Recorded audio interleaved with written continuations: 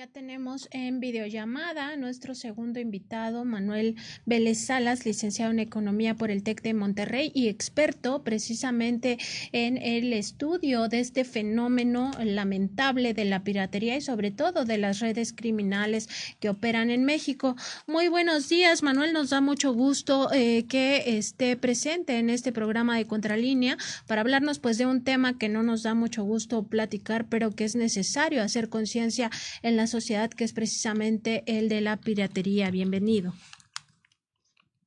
Buenos días y un saludo a ti y a tu auditorio. Pues justamente para preguntarle, Manuel, acerca de estas redes criminales que hacen posible pues gran mercado negro de la piratería, donde pues prácticamente cualquier cosa puede ser pirata, los dispositivos, las computadoras, las tablets, absolutamente todo, ¿no? Los alimentos, los dulces, los juguetes y algunos de estos elementos pues poner en riesgo la salud de quienes los consumen, y en ese sentido preguntarle cómo se encuentra México en todas estas redes criminales, entendiendo que nuestro país pues vive ya un fenómeno de criminalidad importante. Siempre se le vincula a otro mercado que es el del narcotráfico, y como que dejamos de lado estos otros fenómenos, estos otros delitos, y en este caso la piratería. ¿En qué momento se encuentra nuestro país?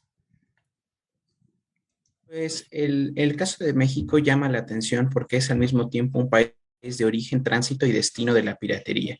Y voy a ir descomponiendo poco a poco cada uno de estos rubros. Es un país de origen, principalmente tenemos alguna especialización en la producción de algunos artículos pirata, textiles y de calzado en la zona de Guanajuato, en la zona de San Francisco del Rincón, en Moroleón. Tenemos también en la zona de tránsito, México como un país únicamente utilizado como plataforma de exportación de artículos de piratería que van hacia otros países, hacia Centroamérica, hacia Sudamérica, en el caso muy particular de las películas, de los videogramas y de los fonogramas que se utilizan, que se pueden llegar a exportar hacia esos países. Y también tenemos el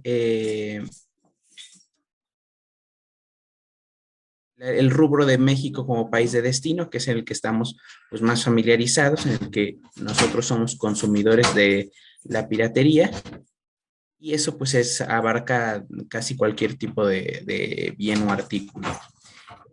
Ya de manera más concreta, las redes criminales que operan pues han quedado desdibujadas por la competencia que hay con otros temas, como bien señalabas, el de narcotráfico, en el que otras organizaciones delictivas pues se dedican a este giro, y pues las organizaciones que están especializadas en la piratería pues rara vez adquieren una relevancia pública como lo hiciera el cártel de Sinaloa o lo hiciera el cártel Jalisco Nueva Generación. Eso no significa que no existan, significa que son diferentes tanto en tamaño como en alcances, como en básicamente cualquier atributo que le podamos nosotros dotar a las redes criminales. Eh, Hay todavía un fenómeno bastante interesante relacionado con las redes criminales dedicadas a la piratería, son las fronteras porosas que a veces pueden llegar a existir entre el sector informal y este sector ilícito. Y también, por ejemplo, con la participación directa o la aquiescencia de autoridades públicas en mercados relevantes. Entonces, estos son, digamos que el punto de partida para nosotros empezar a delinear, a delimitar, a describir todo este entramado de redes criminales. Manuel Vélez Salas, economista por el Instituto Tecnológico y de Estudios Superiores de Monterrey. Le saluda a Sósimo Camacho, y también preguntarle sobre quiénes se benefician principalmente de de esta piratería, porque estas redes criminales pues, son de gran calado, como ya lo ha explicado, incluso a veces de corte transnacional, y a veces solamente ponemos el foco en quienes están vendiendo al final en los puestos ambulantes este tipo de productos, o incluso estas pequeñas empresas que ya señalaba hace un momento que hacen piratería en algunas zonas de la República. Pero ¿quiénes realmente se benefician de estas grandes redes de trasiego de productos apócrifos? ¿Quiénes las encabezan? ¿Quiénes en México son los que realmente se benefician de esta situación? Como bien señalas, la cara visible de la piratería es el puestero, es el que te está mostrando las carpetas en eje central, es el que trabaja en el mercado San Juan de Dios, entre otras personalidades. Pero cuando tratas de cavar un poco y de investigar más allá de quiénes son los que se están beneficiando de la piratería, te encuentras con algunos obstáculos en la investigación. Número uno, cuando nosotros hicimos el estudio sobre el que José Reyes hizo el reportaje, pues encontrábamos esas dificultades cuando los titulares de derecho inician sus investigaciones a través de los despachos y los despachos hacen a su vez todas las diligencias para integrar carpetas, para ir a hacer las inspecciones a los sitios, etcétera, pues no ven ven hasta donde permiten las inspecciones, ¿no? O sea, es decir, todavía no se llegan a esos como a identificar a esas personas que están lucrando y que reciben el mayor porcentaje de las ganancias.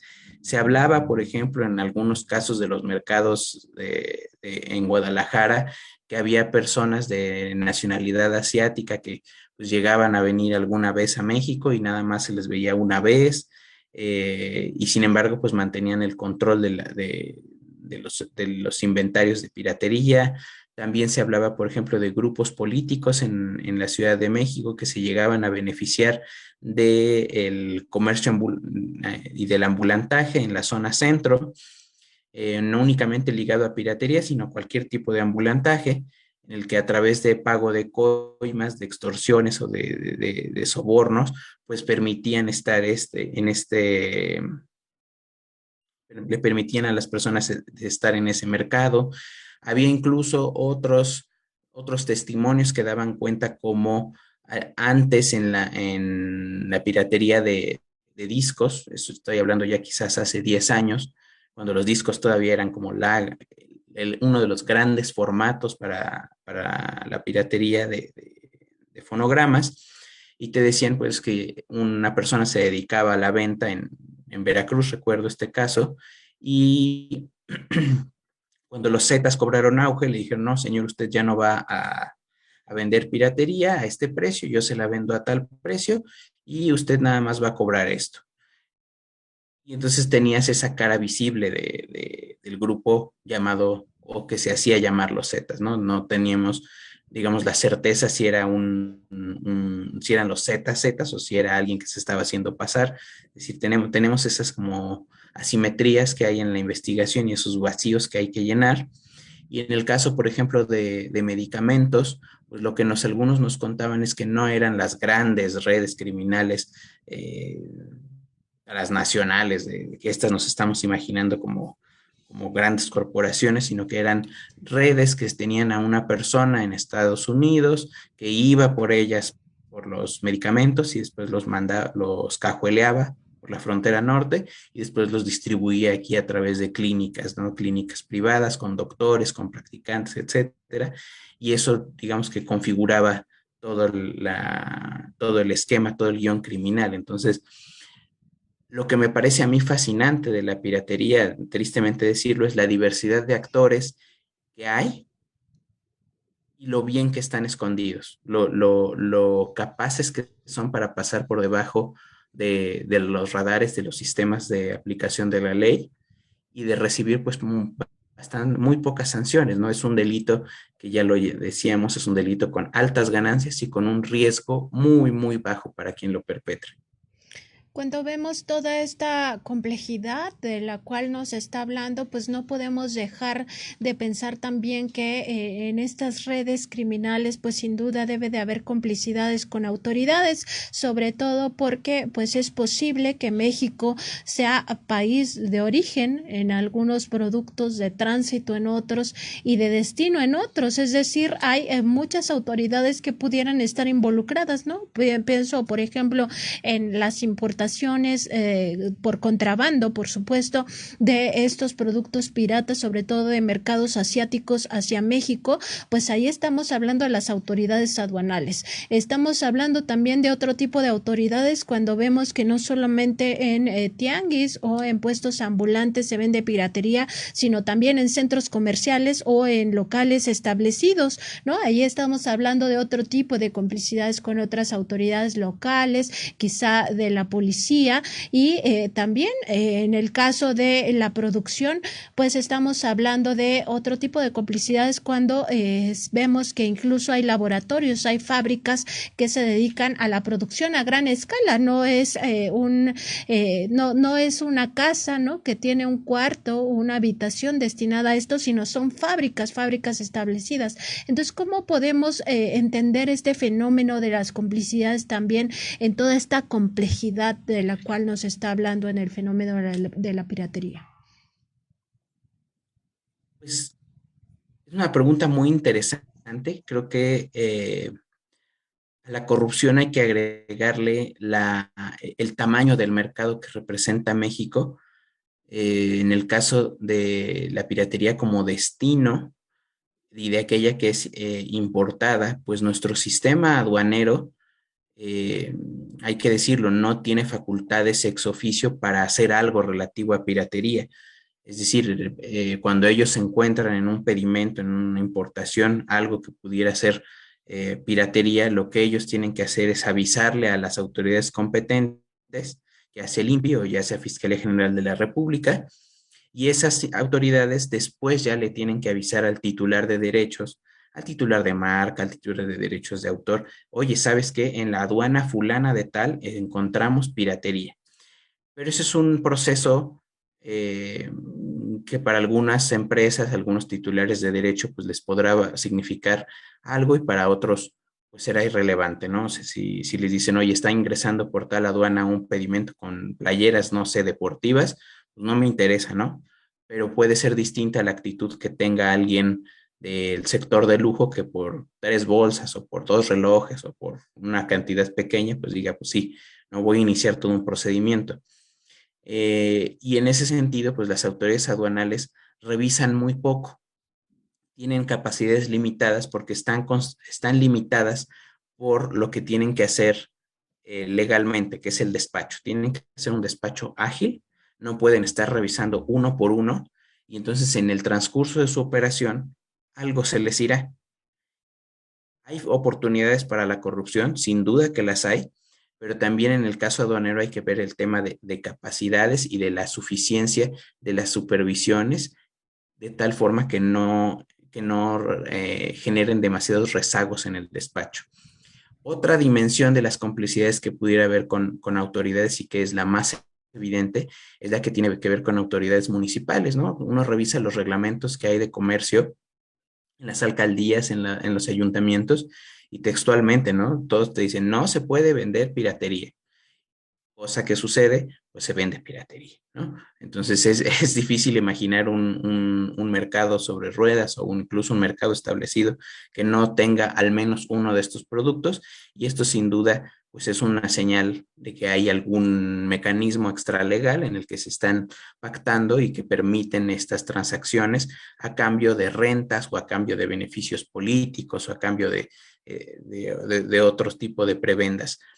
Ese es lo más evidente, pero bien señalabas también lo que sucede en algunas tiendas y comercios formales que llegan a tener pues los productos, ¿no? Tal cual, ¿no? En el caso de plaguicidas es evidente. Nosotros, cuando hicimos nuestra investigación sobre plaguicidas ilegales, que abarcan además de los que son falsificados sin registro, de contrabando, adulterados, etcétera, encontrábamos que los productos ilegales estaban a disponibilidad en los comercios establecidos, así, simple y llanamente. Y lo que te permite ver también eso es que hay autoridades que pues no están haciendo lo suficiente para retirar esos productos ilegales del mercado, ya sea que no tengan registro o que sean directamente falsificados. Aquí hay responsables que tienen nombre y apellido, ¿no? El caso de Cofepris pues sí nos llamó bastante la atención cuando hicimos esa investigación, porque le avisaba, por ejemplo, Senacica: oye, hay un producto ilegal en este y este establecimiento, te avisé. Y Cofepris, cuando le preguntabas cuántas veces te avisó Senacica de productos ilegales, nunca.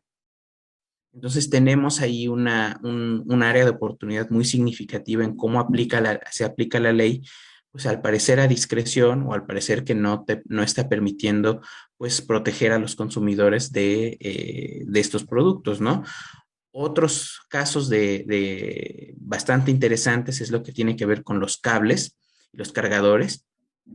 Cuando uno piensa normalmente en los productos que ponen en riesgo a la salud, siempre se va enseguida a los medicamentos, pero hay cosas mucho más banales, mucho más ubicuas, que podrían ser de alto riesgo para la salud, que es el caso de un cargador de celular, ¿no? Los cargadores de celulares están certificados además por una asociación, que se llama UL, y esa asociación garantiza que el cargador sirva y que no vaya a poner en riesgo ni al equipo ni a la persona. Y estos equipos, estos cargadores se han encontrado falsificados en diversos comercios establecidos, en kioscos, en en tiendas de autoservicio, en otros. Y ahí hay una responsabilidad directa para estas tiendas, para estos intermediarios, que tienen que realizar adecuadamente la diligencia debida de sus proveedores. Tienen que saber que aquellos productos que están poniendo a la venta son seguros y tienen que hacer todos los esfuerzos necesarios, aunque la autoridad no los haga, ellos sí tienen que hacerlo, porque al final del día, quien va a responder ante el cliente y quien va a sufrir el daño reputacional va a ser el dueño del cargador, ¿no? O sea, quien lo certificó, si es un marca, ellos son los que van a pagar el pato, por decirlo de manera coloquial, no lo va a hacer la tienda, ni lo va a hacer el comercio, ni lo va a hacer nadie, ¿no? Ellos son los que van a recibir el daño. Y ahí sí, pues tenemos que trabajar bastante en los esquemas de diligencia de vida. Sí. Manuel Vélez, muy importante lo que nos comenta, también en el sentido de que prácticamente pueden ser miles los puntos de venta de piratería en México, pero ustedes en su estudio han identificado de manera clara 19 mercados físicos de venta de piratería en México. Me gustaría que nos hablara al respecto, si se puede contar el número de unidades económicas que participan en estos 19 mercados, y también que se refiriera al caso que han calificado de paradigmático de Tepito.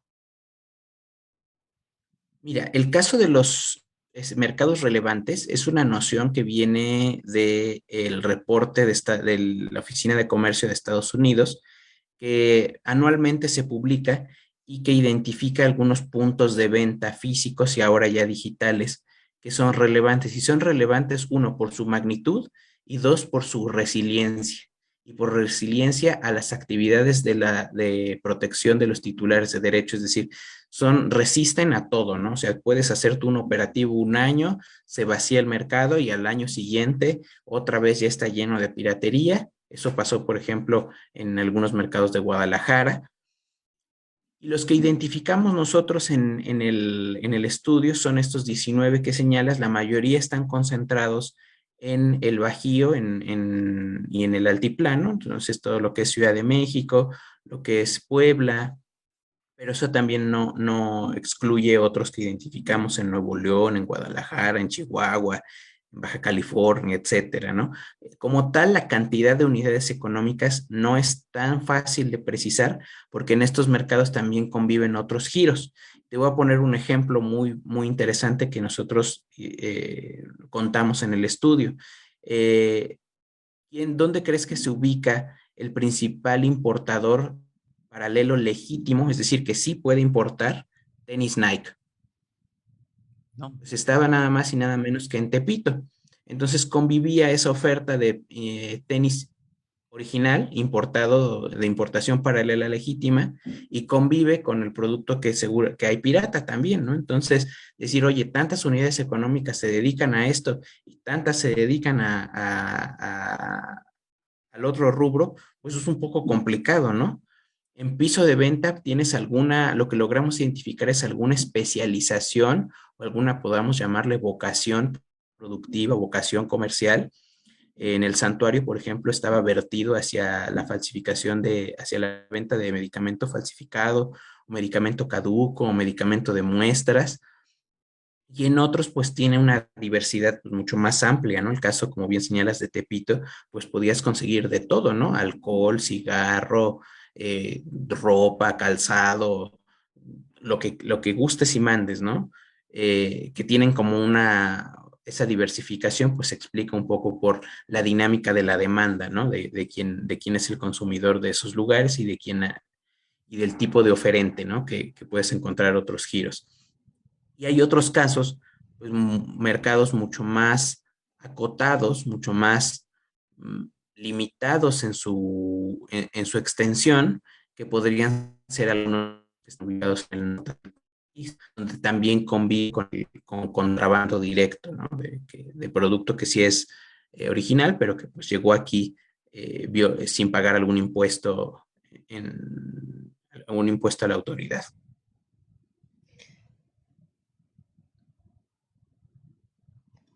Es decir, que todo esto pues tiene una complejidad no solo en el tema del mercado, sino también en el ámbito legal, ¿no? O sea, conviven ambas industrias, ¿no? Lo ilegal con lo legal, y esto les va dando una fachada de legalidad, o más bien que hace difícil ubicar a estas industrias paralelas. En ese sentido, preguntarle qué tendría que hacer la autoridad para pues de alguna manera ir combatiendo todos estos ilícitos. Mira, señalaba Doria Vélez en la cápsula anterior que el titular de derechos tiene dos vías, prácticamente dos vías legales para hacer algo frente a la piratería. Una es por vía administrativa y otra es por vía penal. La vía administrativa la documenta José Reyes en el reportaje y es una vía que le cuesta al titular de derechos porque tiene que poner de sus recursos para pagar ciertos conceptos y que es aplicable en algunos de los casos de piratería y que pues son procesos en los que, como son de naturaleza administrativa, pues tú imagínate que ubicas a un comerciante en uno de estos 19 mercados relevantes. Y un tema sagrado en el derecho administrativo tiene que ver con la notificación. Y dices, ok, te voy a notificar que va a iniciar un procedimiento de declaración administrativa en tu contra por esta actividad, ¿no? Esta piratería que estás haciendo. Entonces yo te tengo que ir a notificar a tu domicilio. ¿Cómo voy a hacer para notificarte a tu domicilio si eres un ambulante o si al día de mañana pues ya cerraste tu negocio y pues ya no estás? Entonces ahí hay como algunas complicaciones operativas. Cuando sí se ha llegado a utilizar las vías administrativas, pues la sanción última que llega a haber es la destrucción, el aseguramiento y la destrucción de los artículos, que para bien o para mal, pues sí, saca de circulación productos que potencialmente podrían ser dañinos o tener algún riesgo a la salud, pero que por más productos que caigan en destrucción, si nosotros no le quitamos un metro cuadrado de piso de venta a la piratería para sustituirlo con otras actividades socialmente más positivas, pues no tenemos algún impacto de real sobre la actividad económica.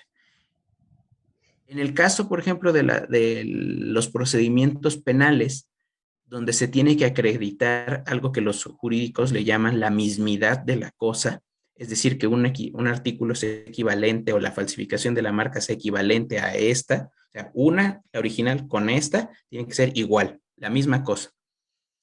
Y ahí hay dificultades, principalmente lo que hemos observado a raíz desde 2018, es un uso mucho menor de la Fiscalía General de la República, principalmente porque su unidad especializada antipiratería carece de los recursos y al parecer también de cierta voluntad para actuar frente a la piratería.